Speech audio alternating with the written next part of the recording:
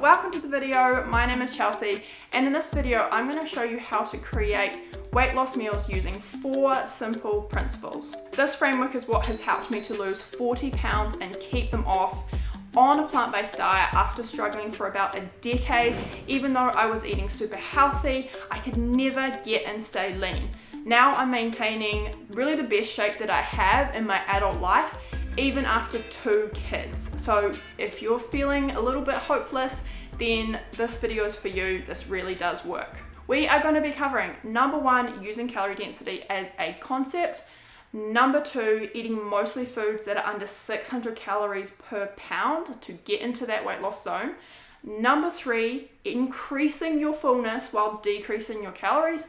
And then number 4, using a simple 4-step framework that I have come up with that helps you to build weight loss meals, weight loss bowls, anytime. You can apply this to any recipe you make, and there's a really easy an acronym to help you remember it.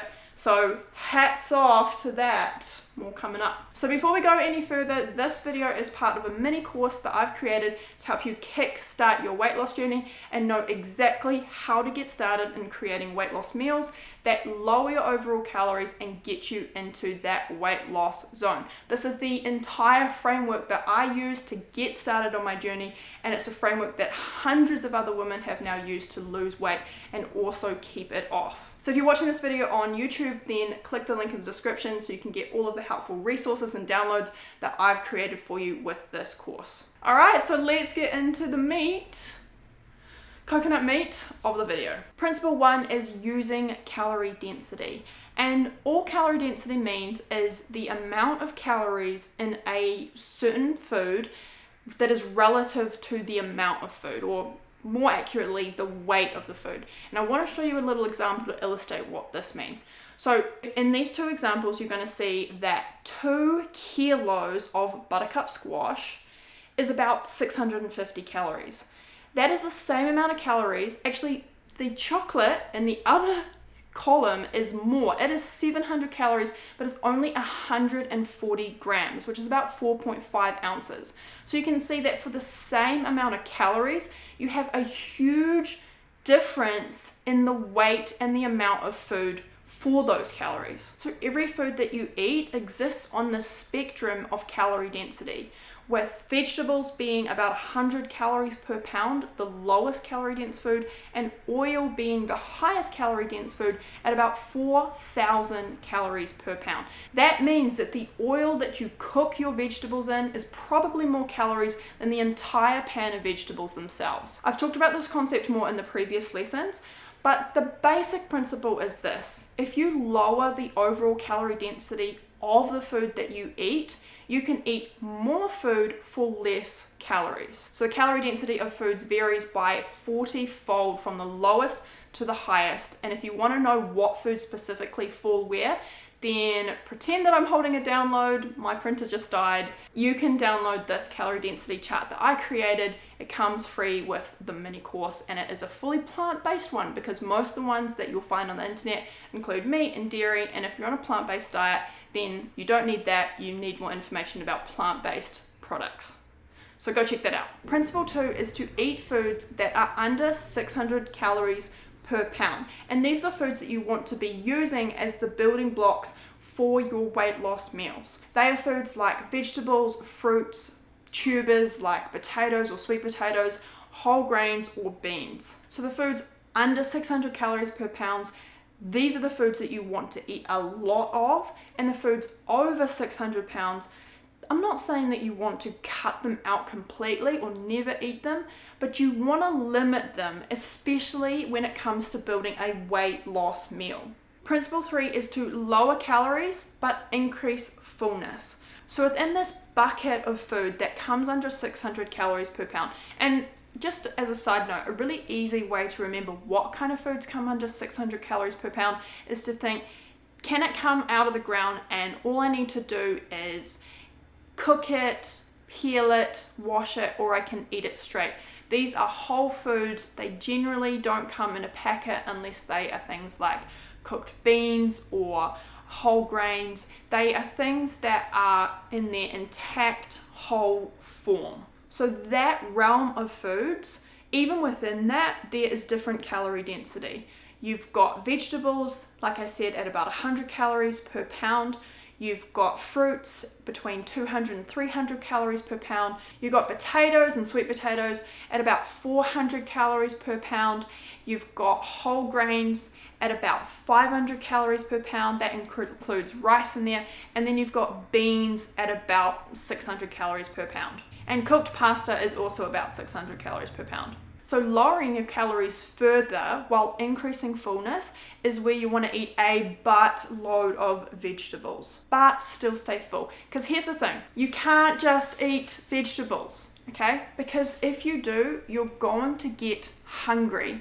You can't just eat vegetables because they don't have any fullness. Vegetables are mostly water. So you want to use them to offset calories, but you want to eat a lot of things like potatoes, rice, beans, those foods that are over the 400 calories per pound, because that's where you're going to stay full.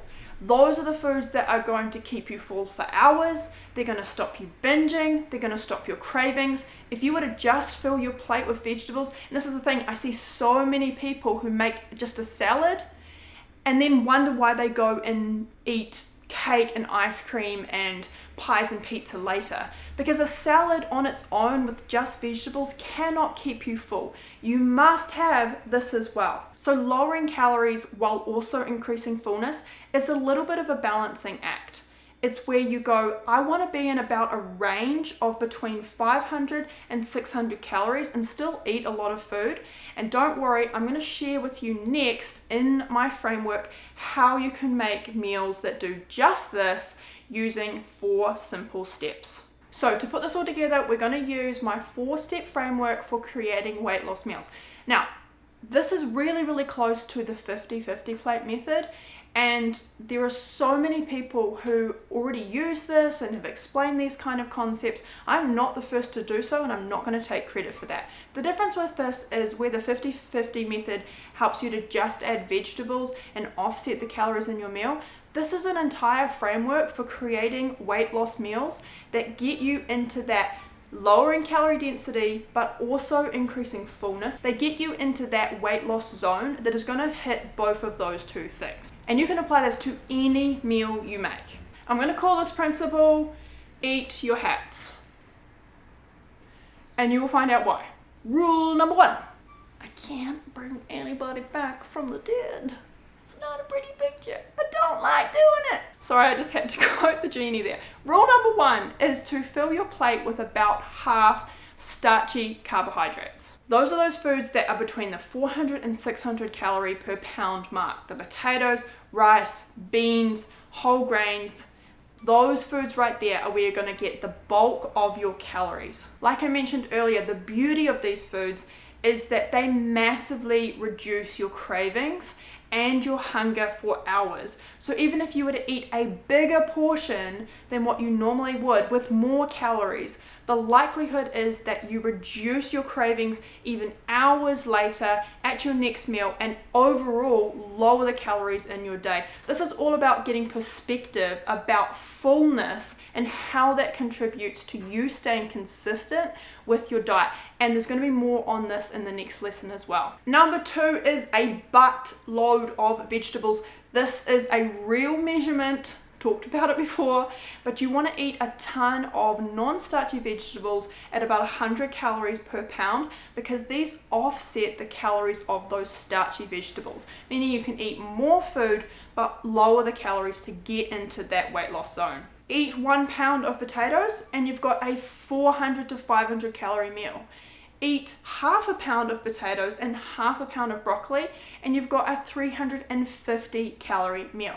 Now, 350 calories is too little calories to eat in a meal. You're going to be hungry, you're going to go and have a binge. But you can see how this concept is illustrated by offsetting calories with eating a lot of vegetables. It's not about the actual number, whether that's 500, 400, 600 or even 700 calories for your meal.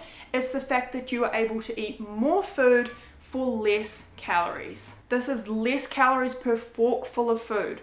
more bang for your buck. And one of the most influential habits that I created to lose 40 pounds and that I still maintain is eating a lot of vegetables. I use this framework at pretty much every meal that I make. Rule number 3, or step number 3, it's steps, guys, it's not rules. Add a small amount of healthy fats. You do not have to cut out fat to lose weight, and they're actually good for you. You just don't need to have much because they are higher in calorie density, and a little goes a long way. You're looking at about 1 to 2 tablespoons of a healthy fat source like seeds or nuts, or between 1/4 and 1/2 of an avocado when you're creating your meals. Even though it's a small portion of your meal, it's going to add up between 100 and 200 calories depending on how much you use. So you don't need much. And while you only need a small amount, please don't be scared of fats. If you are eating whole foods fat sources, they're still far lower in calorie density and are used differently and absorbed differently by the body than processed fats like oils. Stay clear of oil. Step number 4 is to make it delicious with salt, pepper, spices. I like soy sauce, sweet chili. I know a lot of people get really caught up in these minor details of maybe 20 or 30 calories from a traditional ketchup, but then they'll go out and binge because they couldn't face a meal without salt. Don't let lofty ideas of needing to get this perfect stop you from actually doing the things that are going to help you make progress. If you need a bit of sugar and sweet chili and salt to make your meals palatable, then please do it. Actually, this is a rule. Step number 4. This is a rule. Make your meals taste good. Okay, I'm dead serious that perfectionism will hold more people back than anything else in losing weight and doing that consistently.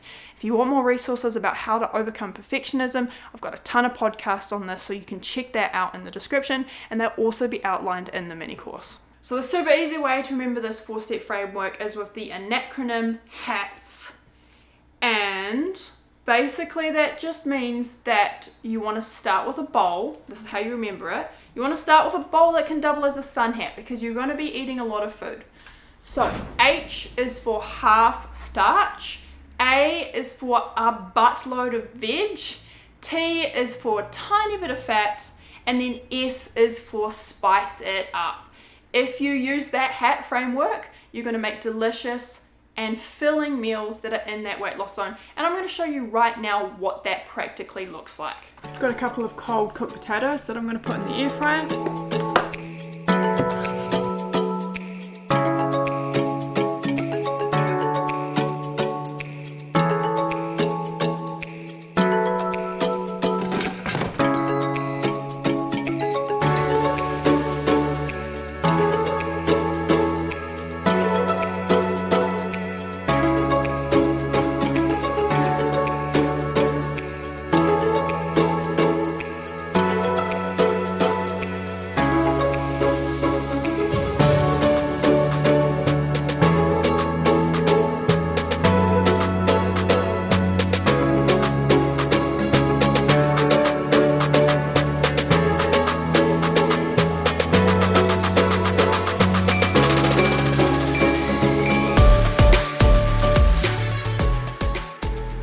So full disclosure, I was going to make a meal a lot more interesting than this, but I actually really enjoy this meal. I've been crushing on it lately with the Creole seasoning, and I want to show you how simple and easy it can be.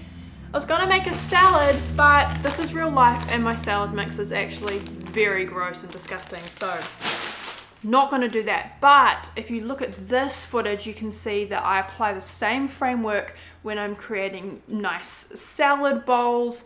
You can see that I've got the buttload of veg, the starch in there, the little bit of fat, and then also the deliciousness. I use it if I am cooking up oats for breakfast. Just instead of the veggie part, I will put low calorie fruits like cherries and berries.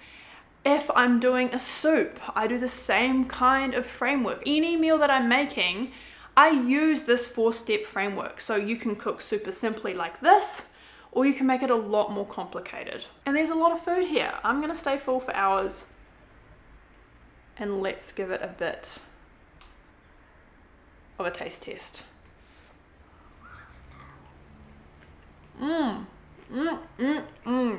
So good.